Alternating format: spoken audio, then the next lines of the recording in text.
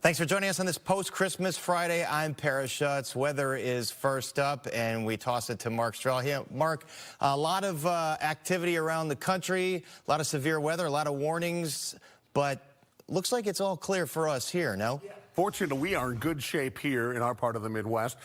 The exception would be some icy conditions up across the lower peninsula of Michigan. Here's the map to show you how the roads look this evening. And you can see there's a little bit of rain, a little bit of ice, a little bit of even some snow across, the Straits of Mackinac. Same true well north in northern Wisconsin. But if you're traveling here around Chicago, our part of the Midwest, we'll run into a little bit of fog tonight. So far, the visibilities are all above 3 miles, so we're in pretty good shape there. And no major flight delays at any of the airports. So we are solid shape in terms of some travel. In fact, overnight low temperatures not falling far from where we are right now. I think most of us stay in the upper 30s, and that leads into a very mild and comfortable day coming our way tomorrow. A lot of cloud cover. We're not going to see much sunshine here anytime soon. And the messy conditions are right there on the right side of your screen. New York, New Jersey, into New England. There's some snowfall out there, a little bit of ice across the mid-Atlantic states. But for us, the biggest thing we're going to have to contend with is a little bit of rainfall. I'll tell you about that in a moment. All right, Mark, we'll take it. And the search efforts intensifying tonight for a missing man in Blue Island. It's been exactly 1 month since 59-year-old Daniel Davis was last seen. Fox Chicago's Leslie Moreno spoke to his daughter tonight as the man's family grows more concerned. Family says they still don't have any concrete answers as to where he may be. What they do say is that his disappearance is completely out of character. It's been exactly 1 month since anyone has seen 59-year-old Daniel Davis. His family was hoping for a Christmas miracle. Yeah, it definitely felt like a weird Christmas. I was not at all in the spirit. I wasn't feeling any type of normal joy that I would. So it's definitely a Christmas that I wouldn't forget. Since November 26, several sightings have been reported, including the security footage where he's seen walking through yards and alleys near Union Road. Police say he appears to be confused. It's officially been 1 month since my dad has gone missing. Merry Christmas, by the way. Family and friends have searched high and low, online and on the ground. The Blue Island Fire Department also searched nearby rivers with boats and sonar equipment. Still no signs of Dan. It's hard to tell what's happened with him at this point. I wouldn't be shocked if he wasn't in Blue Island anymore with how many eyes and how many people we have out every day. Tonight, his daughter says Dan was involved in a car accident before he went missing. She believes he could be injured or be the reason he seemed disoriented and confused. The biggest danger is probably just that his mental state, with him being medically impaired, either with a stroke or a fall or whatever is happening in his head. Like, that's probably the biggest danger to him because he clearly doesn't have a sense of where or who he is. Family has since created a Find Dan Davis Facebook page where more than 15,000 members are actively looking for him. Spreading the word as much as we can is the best thing that we can do. His daughter's call for help on TikTok has also garnered millions of views. Despite the massive response, still no signs of Dan. As long as we keep getting the word out like this all around the country, then, the better chance we have at finding him sooner. Family says the hardest part is not knowing where he is or what condition he may be in. The family continues urging people to contact police if they have any information. The family is also now offering a reward for any surveillance footage or information of Dan. We'll have all those details on fox32chicago.com. In Blue Island, Les Moreno, Fox Chicago. Leslie, thanks for that. A woman is now facing felony charges. This after authorities accused her of hitting and killing a pedestrian in Zion while she was live streaming on TikTok. Zion police identified the driver as Tanisha McCarty-Roten. Officers arrested her on Tuesday. Police say she was driving and live streaming herself on TikTok last month when she hit and killed 59-year-old Darren Lucas. Officers said he just got done working at a grocery store in the area when he tried crossing Sheridan at 33rd Street. McCarty-Roten stayed at the scene and cooperated with police. We also found out she had an 8-year-old in the car with her and allegedly refused to allow officers to search her phone when she provided a statement and submitted a blood and urine test soon thereafter. But after the crash, police said officers received tips from the public about a TikTok video that allegedly showed her live streaming while driving. It apparently shows her screaming and claiming to hit someone. Chicago police are looking for a tow truck driver they say shot at a woman after a crash. CPD says this happened in the 800 block of North LaSalle at around 3:50 this morning. Police say a tow truck driver rear-ended a woman's SUV. They say the driver then pulled out a gun and opened fire, hitting the woman's windshield. The tow truck driver then took off. Nobody was hurt, and right now, no one in custody. Multiple cars caught fire in a parking lot in East Dundee, and you're seeing Skyfox footage over the scene on Healy Road. There you see several cars were burned. Law enforcement said at least 3 semi-car haulers were involved, along with cars on the trailers. They said a mechanical failure on an unattended semi that was left running caused it. No one reported any injuries.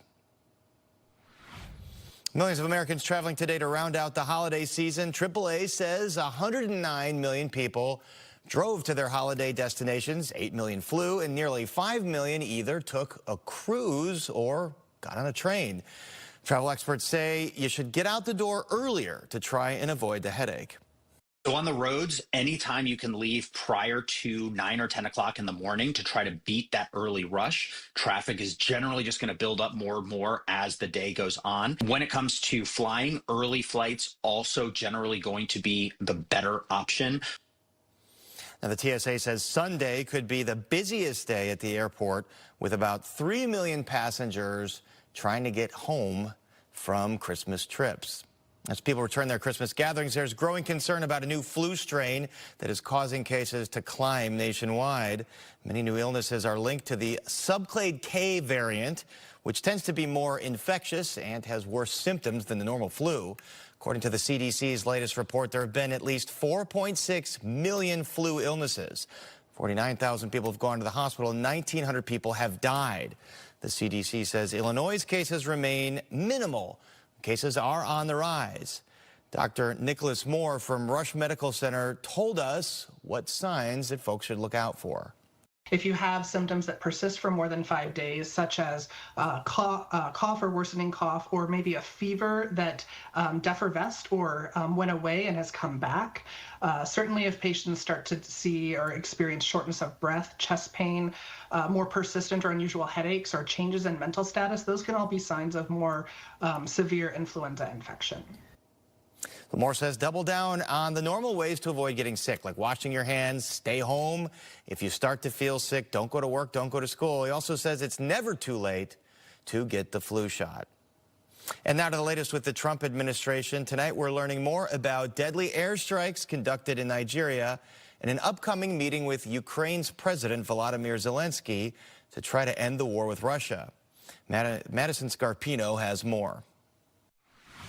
Well, we're having Zelensky to come visit you. We're having good. I don't know. He would like to come, but I think we should get a deal done first. That was President Trump last month. Now, Zelensky is planning a trip to Mar-a-Lago on Sunday, as he seems to be pleased with the peace plan the U.S. is proposing. Zelensky posting about a Christmas Day call, saying in part, quote, "Today we had a very good conversation with President Trump's special envoy Steve Witkoff and Jared Kushner. We are truly working 24/7 to bring closer the end of this brutal Russian war against Ukraine and to ensure that all documents and steps are realistic, effective, and reliable." But President Trump is reportedly saying Zelensky does not have anything until he approves it, and many experts are hesitant the plan will be successful. There hasn't been enough pressure to compel the Russians to really enter into a meaningful ceasefire.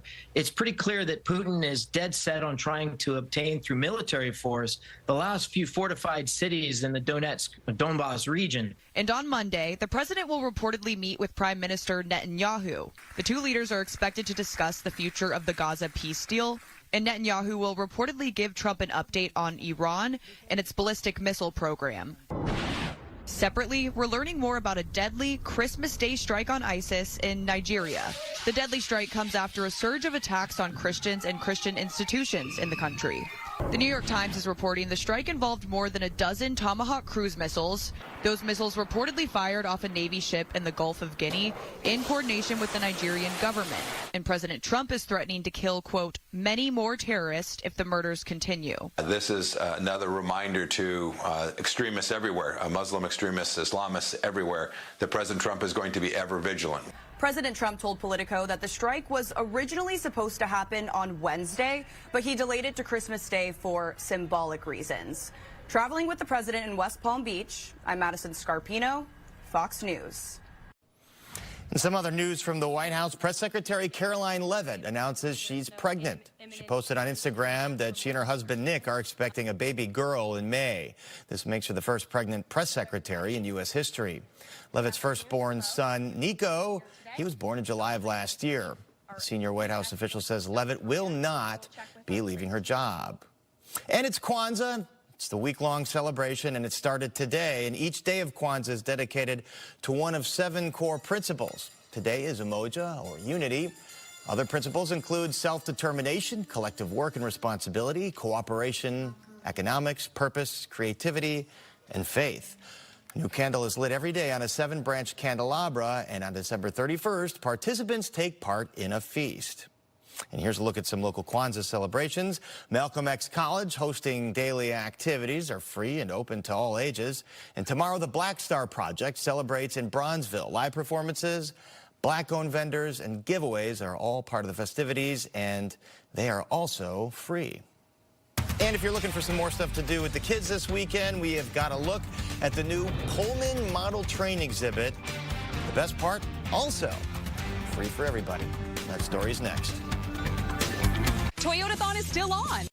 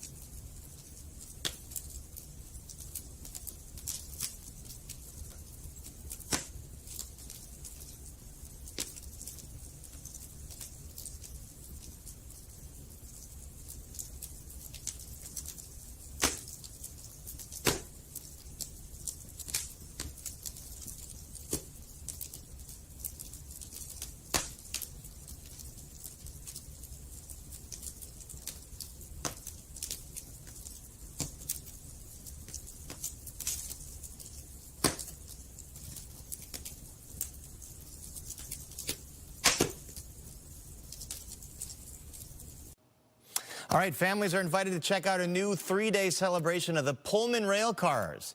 You can see it for the first time tomorrow. It's an interactive experience with model trains and Lego building sessions, and best of all, it's free. Our photojournalist Stefan Ward gave us a sneak peek. We have HO trains, O-gauge trains, we have the Polar Express train, we got freight trains, and we got metro trains. Young people will learn by having model trains. They learn electricity, they learn a little bit of architecture, they learn some engineering, and they have fun doing it. Now, when that turns yellow, you can go, okay?